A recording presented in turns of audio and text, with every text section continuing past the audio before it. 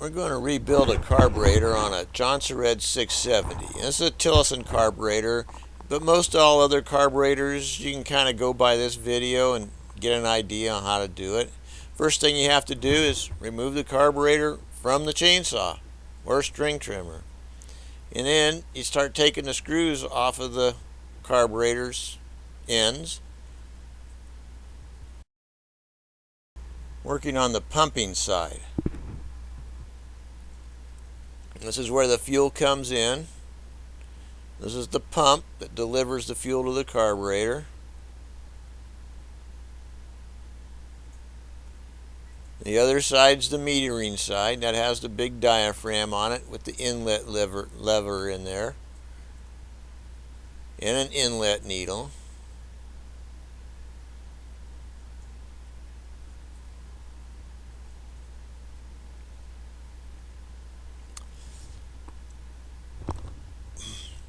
That's the metering diaphragm. You can test it to see if it's stiff or soft. If it's stiff, it's no good. If it's wrinkled, it's no good. If it's soft, it still may be good.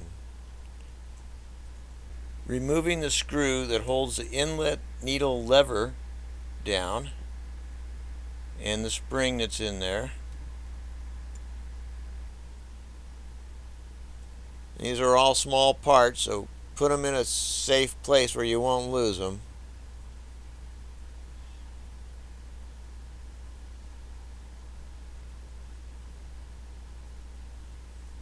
And then take some carburetor cleaner and wash out all the little passages. You better put some goggles on so you don't get the stuff in your eyes. And if you get it on your skin, you should wash your hands right away or wear rubber gloves. It's hard for me to do both. And then to put a new inlet needle in, take a little dab of grease and stick it on that bottom of that spring, and then stick the spring back into the little holder that it holds, that it sits in.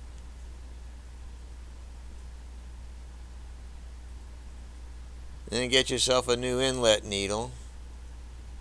Even though the tip on the old one may look good, it may or may not hold, and why go through the process twice?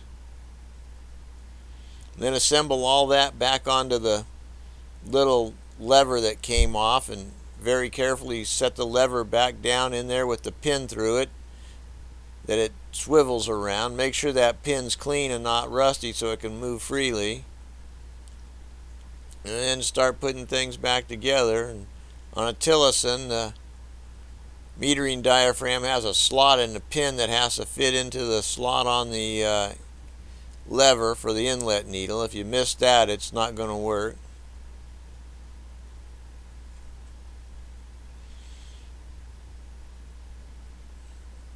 The gasket goes down first, and then the metering diaphragm goes on top of that. Don't mix them up. Now we're working back on the pumping side. The diaphragm's only going to fit one way. Keep moving it around until everything lines up. And that was the metering diaphragm. That one goes, that was the pumping diaphragm. That one goes on first. And then the gasket goes on top of that one.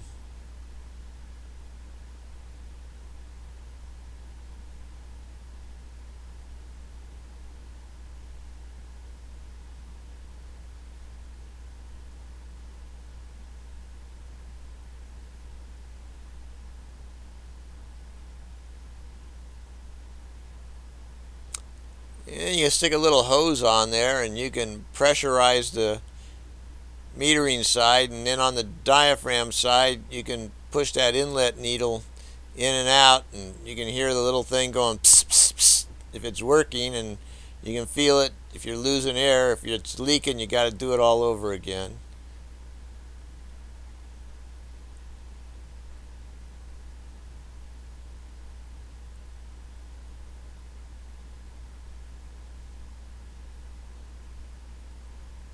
And just get everything back together. Okay, you can also remove the jets from that carburetor and spray some spray some carburetor cleaner through there, and or you can use WD-40 too, it works.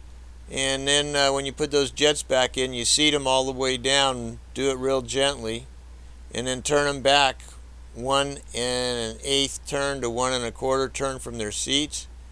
And then when we go to adjust the carburetor, make sure you never turn them so they're less than 1 turn from the bottom. If they're 1 turn from the bottom, less than 1 turn from the bottom, you got a problem.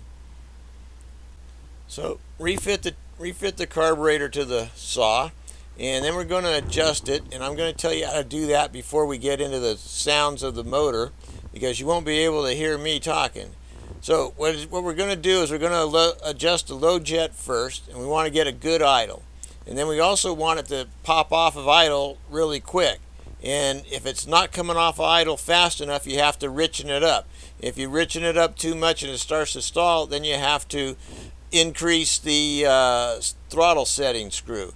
Now, once you get the idle going good, now you want high speed. And what you don't want to do is you don't want to rev it too high. And you'll hear it go too high, and then you'll hear me thicken it up, and then I'll bring it back to where it almost is right. And you want it to be a little bit on the thick side when you're done. If you're too lean, it's going to lean out more after you start using the saw. So listen to what's going on, and let's see what happens.